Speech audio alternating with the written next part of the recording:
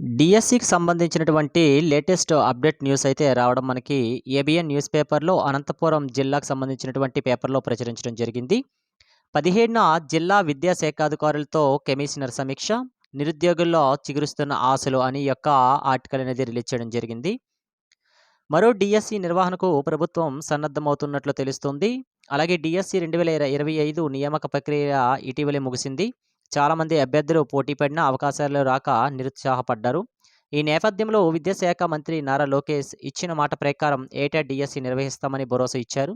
దీంతో విద్యాశాఖ రాష్ట్ర యంత్రాంగం మంత్రి లోకేష్ హామీలు అడుగులు వేస్తుంది. విద్యాశాఖ కమిషనర్ విజయరామరాజు ఇదే విషయంపై జిల్లా విద్యాశాఖ అధికారులను స్పష్టతనిచ్చారు కూడాను. 2 రోజుల క్రితం జరిగిన వెటెక్స్ మీటింగ్‌లో డిఎస్సికి సంబంధించినటువంటి సర్వం సిద్ధం చేసుకోవాలని ఆదేశాలు ఇచ్చారు. వచ్చే ఏడాది ఫిబ్రవరి లేదా మార్చిలో డిఎస్సి పరీక్షలు నిర్వహించే అవకాశం ఉందని, మే లేదా జూన్‌లో టీచర్ల నియామక ప్రక్రియ ఉండొచ్చని ప్రచారం జరుగుతుంది. అయితే ఈ యొక్క ఆర్టికల్స్ మొత్తం మనకి అనంతపురం డిస్ట్రిక్ట్ పేపర్‌లో అయితే రిలీజ్ చేయడం జరిగింది. అనంతపురం జిల్లాకు సంబంధించినటువంటి జిల్లాలో 758 ఖాళీలు ఉన్నాయనేసి సమాచారం వస్తుంది. కొత్త టీచర్ల నియామకాలు జరిగినా ఇంకా వందల సంఖ్యలోనే జిల్లాల్లో టీచర్ పోస్టులు ఖాళీగా ఉన్నాయని తెలుస్తుంది.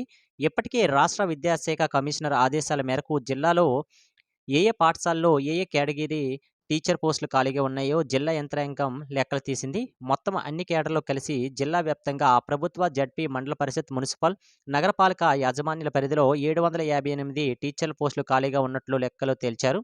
ఇందులో వచ్చే డిఎస్సికి ఎన్ని టీచర్లు పోస్టులు చూపిస్తారోనని అభ్యర్థులు ఆందోళనగా అయితే చూడడం జరుగుతుంది.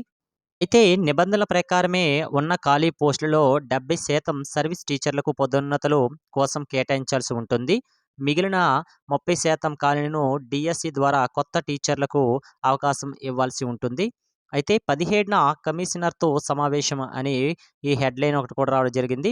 విద్యాశాఖ కార్యక్రమాలతో కొత్త డిఎస్సి పోస్టుల గురించి జిల్లా విద్యాశాఖ అధికారులతో సమీక్షించడానికి కమిషనర్ ప్రత్యేకంగా జిల్లాల వారీగా సమీక్షలు ఏర్పాటు చేశారు. అందులో భాగంగానే జిల్లా విద్యాశాఖకు ఈ నెల 17న రాజధానిలో సమావేశం నిర్వహిస్తున్నట్లు తెలిసింది. డిఎస్సి ఖాళీలపై పూర్తి స్థాయిలో స్పష్టత రావాలంటే కేడర్ వారీగా లెక్కలు తేల్చాల్సి ఉంటుంది. ఈ మేరకు డీఈఓ ప్రసాద్ బాబు ఎంఈఓలు, హెచ్ఎంలతో డివిజన్ల వారీగా సమావేశాలు ఏర్పాటు చేశారు. ఇప్పటికే వారికి పట్టిక పంపించి సమాచారం తీసుకురావాలని ఆదేశించారు. ఆ వివరాలను రాష్ట్ర అధికారులకు ఇవ్వనున్నారు. అనంతరం జిల్లాకు ఎన్ని టీచర్ పోస్టులు కేటాయిస్తారో అంచనాలకు వచ్చే అవకాశమైతే ఉంటుందని విద్యాశాఖ వర్గాలు అంటున్నాయి. అయితే ఇది కేవలం అనంతపురం డిస్ట్రిక్ట్ సంబంధించినటువంటి ఖాళీల విషయం మాత్రమే.